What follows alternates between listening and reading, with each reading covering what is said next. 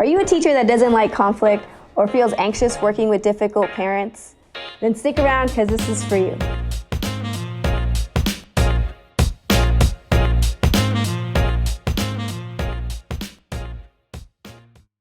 Hi, I'm Cindy. I'm a teacher coach, and today I want to talk about working with difficult parents. And the reason I want to talk about this is because as a teacher, I know that one of the things that was most difficult when it comes to education was working with parents. Most parents were amazing. Most parents were so supportive, understood how hard teachers work and what we do for their kids. But there was that small percentage that just made things impossible, that just were aggressive, or just there was a lot of conflict. So I want to share with you the script that I give the teachers I coach, and I want to share that with you. So at the end of the video, I'll let you know how to get this script. So let's get to it. I have 6 steps I want to share with you. So let's get to step number 1. You always want to introduce yourself when you call, right? You want to call the parent and you want to introduce yourself in a very professional manner, especially if this is your first time. You want to use, hello, I'm Mr., Mrs., Miss, and let them know who you are. And the real key is to try to call before there's a behavior. Sometimes from day 1, you already know who are the kids that you're going to have to get to know really well and work with their parents, right? It just happens to be, those are always the kids that we learn their names first. So try to make those connections before there is a conflict or before there's a behavior, so that you already build some rapport with those parents, so that they don't feel that you're only going to call with negative comments. So try to build that. And when you call, remember to be professional when you call. Number 2, apologize for calling. And I know that seems kind of weird, but it helps the conversation. If you call and you say, sorry to bother you, you're not coming in with like a very aggressive manner. You're kind of setting the tone for the conversation, and that's going to help a lot. I had a teacher that I worked with, and she shared that when she made the phone call, the parent told her, when she's at school, she's your problem. When she's at home, she's my problem, and hung up on her. And so there are times where we're going to have to deal with some parents that don't want to hear it from us. And what are we going to do? So I want to make sure that the conversation and the tone of the conversation is set right from the beginning, so that you don't ever have to deal with the parent that is that aggressive. Okay, number 3, explain what you already tried. So this is what happens. Students that tend to get in trouble often start thinking that they're getting picked on. And they start saying, the teacher's always picking on me. I'm always the only one getting in trouble. And they start saying that. Now, if this is a kid that tends to have a lot of behavior problems at school, it happens that, they've been getting in trouble for a few years. So after a few years of hearing this, the parent starts kind of believing them. They start believing that, maybe the school is picking on my kid. Why is my kid always, why am I always getting phone calls, right? Again, very minimal parents, but there are some out there. A lot of parents, they know who they have. They know like, oh yeah, my kid happens to be rambunctious. But some parents don't want to hear that. And so they start believing that maybe my kid is the one getting picked on. So how you can avoid that is that when you call, you want to tell the parent all the things that you've tried already. What opportunities did you provide the student to be able to fix their behavior, to correct their behavior? Did you try, giving them a timeout? Did you try changing their seat? Did you do a one-on-one conversation? Did you try a special like tier 3 behavior plan just for that kid, so that you can try to see if you can see a change in their behavior? Let the parent know all the things that you tried before you gave them a phone call. Don't let that phone call be the first thing that you do to correct that behavior. Show the parent, look, I've tried all these things, so I'm not just calling you to complain about your kid. I am working with them, and now I need your help. Which leads us to number 4, ask for support. You want to create this triangle of support, right?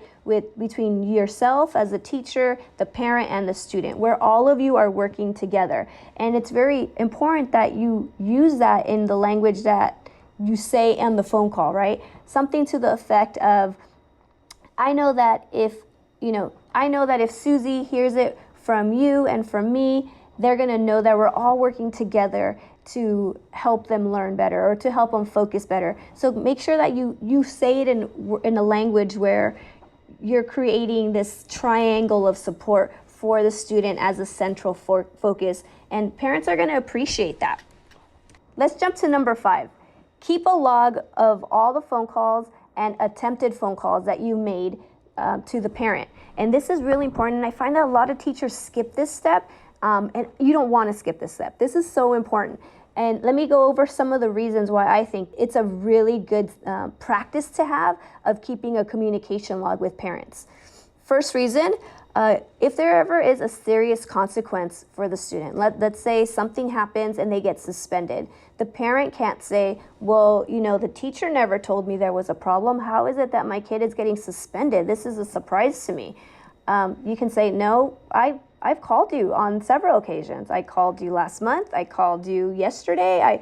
So you have a log to show that I've been letting you know that there's been an issue and now we're at this point. So you kind of have your own back. Okay, the second reason why you want to have a log is that you could forget what you agreed with the parent. Teacher life is busy, it's hectic, it's crazy day to day, and you might have forgot what you told the parent you were going to do. So you want to write it down, what you said. Maybe you said every day you would write a note to them and letting know how the day went with a thumbs up or a thumbs down, a happy face, that you told the parent, you know what, I'll communicate you through text, I'll communicate through email. You want to remember what you told the parent you would do so the parent can never come back and say that you didn't follow through. Okay, third reason why you want to keep a communication log is if you ever need to reach out to your administration or to the counselor and say, hey, I need support with this kid. This kid, the behaviors are causing a lot of disruption in my class. You don't want them to come back and say, okay, well, first I want you to try this for 3 weeks and see how it goes. You want to be able to say, look, I've already been trying these things. I've already communicated with the parent. Now I'm asking you for support. So that way it looks like you've been doing your part, and now you're ready for somebody else to kind of help you out with that. The next reason why you want to keep a phone log is if the student has an IEP or a 504, it's very important that you're constantly communicating with the parent. That might be one of the things on the plan, and you want to show that you are creating a differentiated plan. You're doing those accommodations or modifications that have been requested through this plan. And one of the things could be communication, constant communication with the parent. And so this log will help you with that. And then the last one is if the parent is uncivil during a phone call or during a conference, you want to write that down. When the parent lost it and started getting aggressive with you or yelling at you or hung up on you, you want to write this down. These things need to be logged in so that you, again, it's to protect yourself, to have your own back. You can get a free communication log at my website at cindyrosa.com, and it's free. It's the one that I use. It's the ones that I share with my teachers that I coach, and you're welcome to grab that at my website. All right, let's get to step number 6. That is, end the conversation if the parent is not civil. There are times where you might end up having to talk to a parent who is aggressive, that might hang up on you, that might start yelling at you. Now you remember, you're the professional, and you always want to take these phone calls with parents as a customer service phone calls, right? You want to ease everything, let them know that they're right, even though you might not agree with their parenting style. No parent wants to be told how to parent, and that's usually where parents start getting a little bit more aggressive or defensive, but that doesn't make it okay for them to be aggressive with you. You want to make sure that your tone and your volume is always professional, especially because if it becomes a conflict and it becomes an issue, you want to make sure that your admin can have your back, and they won't be able to if you lose your cool. So you want to make sure you maintain a level head. You can, say, I don't feel comfortable with this conversation. I'm going to hang up now. If you would like to continue this conversation, I will let my admin know to reach out to you. And then you want to email your admin right away so it's documented by date and time of what happened, and then you just bullet points. Okay, nothing from an emotional standpoint. This is what was said, this is what happened, and that way your administration can have your back and be with you when you do meet with the parent. If the parent does want to talk to you again, You have the right to ask administration to be there with you so that you have somebody there with you to have your back when you're talking to the parent, and they'll be there so that nothing can be misconstrued, right? That the conversation can go okay, and that way the parent also feels like, okay, there's administration involved, maybe they'll be a little bit more calm and it won't be such a major conflict. So I want to share about something that I learned from one of my mentors. So I want to tell you this story real quick. So I had a student who was in leadership, and I ended up having to remove him from leadership because of his behavior. He was an 8th grade student. He became really aggressive. He was really rude. He ended up getting suspended.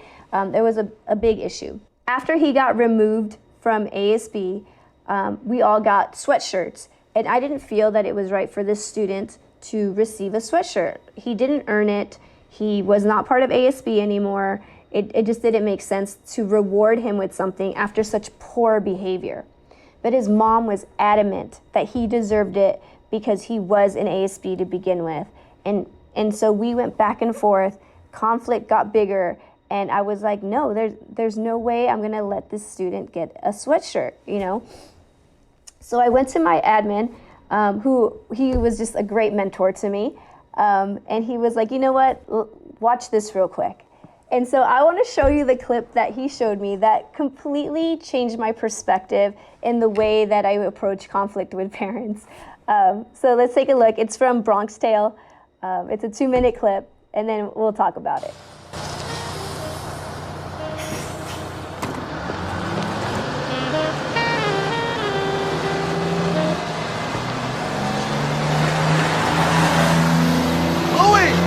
My grandmother's sick. I gotta get out of here.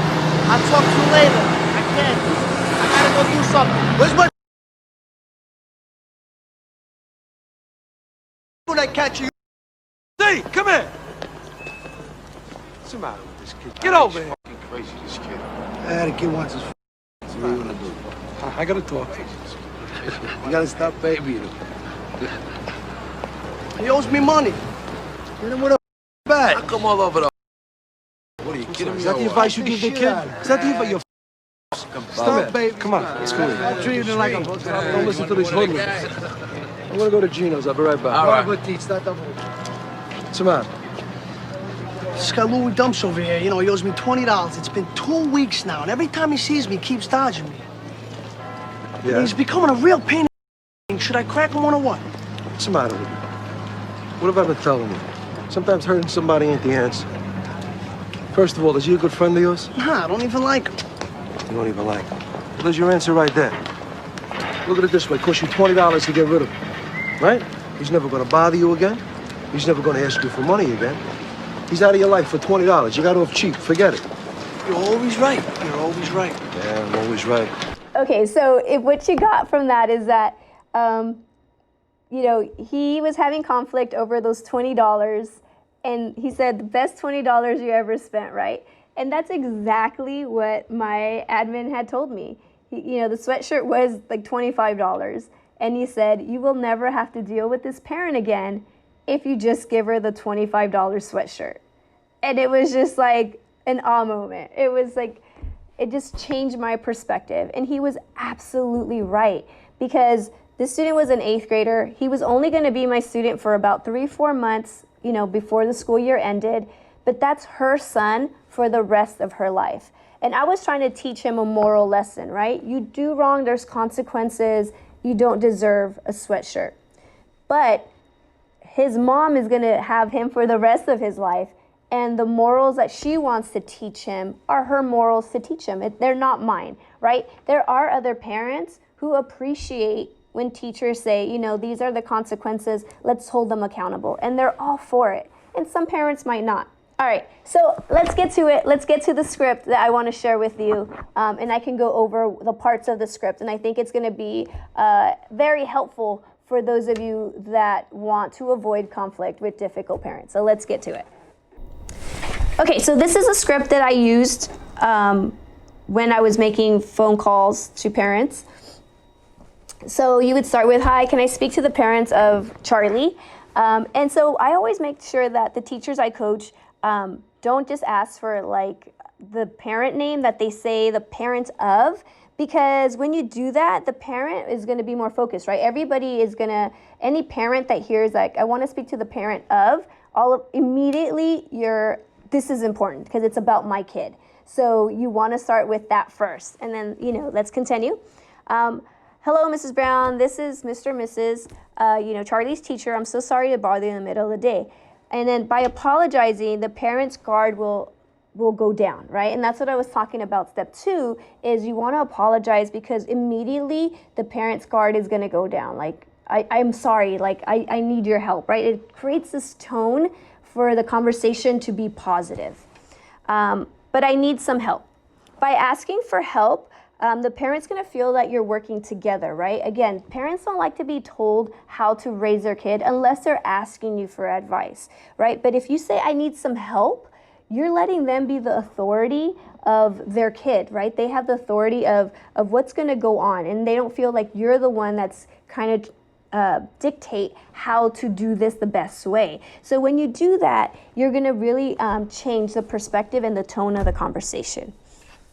Let's continue. I had to talk to Charlie several times today about distracting his peers. I tried giving him a warning and moving his seat. So this is a part where you're letting the parent know all the strategies that you tried. And so the parent's going to be less likely to think, oh, they're just picking on my kid.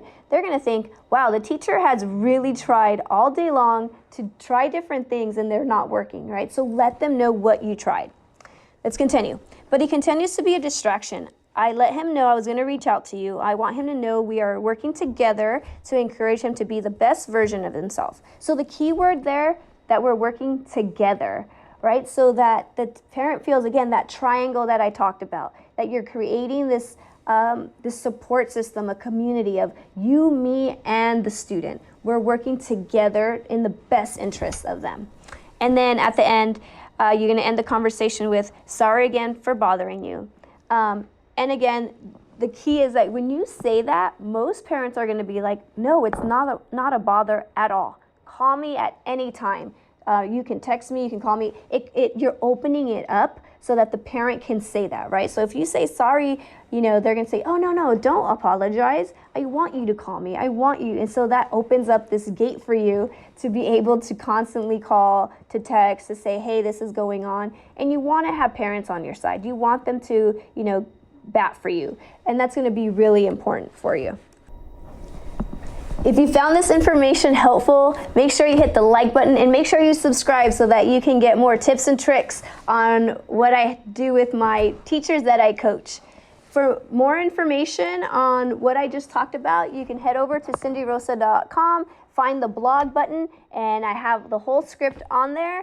And don't forget, I'm posting this script here on the description, so if you want a copy of that, and if you want a copy of that communication tracker that I have when I talk to parents, that's going to be posted there too. And if you want to work with me, all that information is also on cindyrosa.com, so you can go check that out. And as always, remember, we don't need to make students want to come to school. We need to create schools that students want to attend.